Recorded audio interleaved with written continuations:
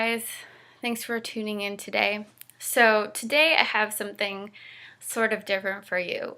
Since I have been posting content and basically letting people know what I'm up to, I've gotten a lot of feedback. People are curious.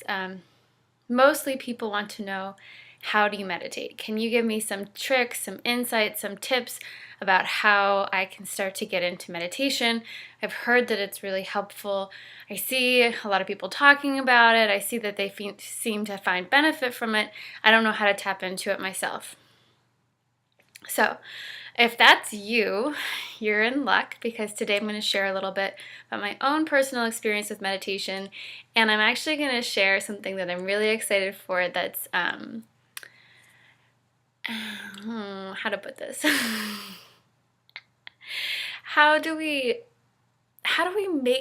take meditation from this really lofty ascetic, like monk space, and make it really accessible and practical for modern people? That's actually a question that I love to think about, and I believe that I have some answers for you. My meditation class that I teach every week is actually called Meditation for the Modern Mind, and part of that work is helping to give people tools to balance their everyday life and existence so that they don't have to go off and live in a cave, so that they don't have to put away their cell phones forever, but how they can actually be plugged in with their cell phones, plugged in with their computer, plugged in to society, and yet still in balance and in harmony with themselves. And I think that, part of the reason why I feel so called to that is that there's different types of people in the world.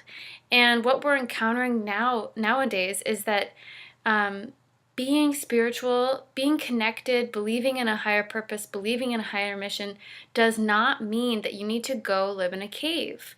It does not mean that you have to be an ascetic. It doesn't mean that you have to give up money.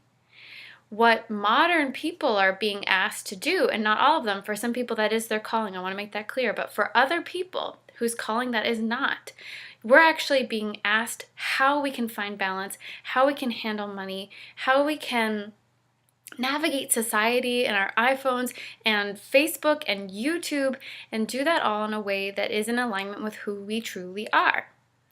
So, what does this have to do with meditation?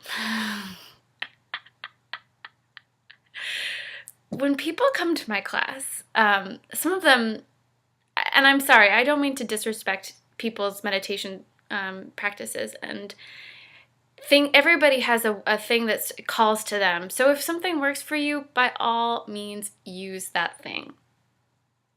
Now, if something doesn't work for you, like counting your breath, that would be so boring for me. That would be so boring. Like if counting your breath doesn't work for you, how else can you engage in a meditative or mindful relationship with the world that's actually going to encourage your participation rather than shut you down, feel really boring and dull and hard? I hate that that's how people relate to meditation, because meditation doesn't have to be any of those things.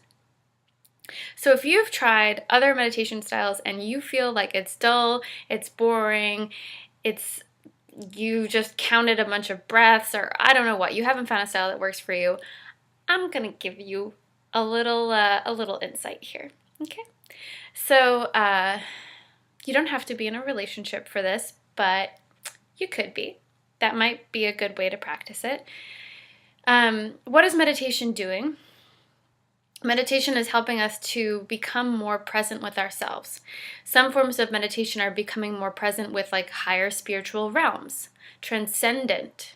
Some types of meditation are allowing us to become more present with the physical self.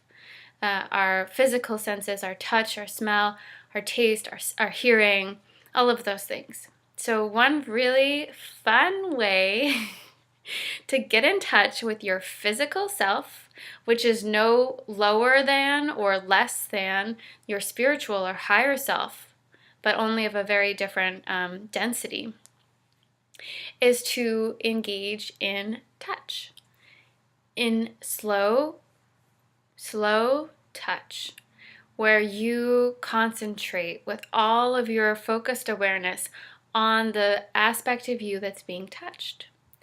And of course, you can do this to yourself. And it doesn't have to be sensual, but it could be. Or you can have somebody else give you a hand and touch you. And I want you for at least 5 minutes, and you're going to see it is a little bit of a challenge. I want you to put all of your focused awareness on that part of you that's being touched. And whenever, what you need to eat for dinner, the groceries you need to buy, did you send that check, whatever that story is, whenever you feel that, oh, I just checked out, bring yourself back and bring yourself back through the touch.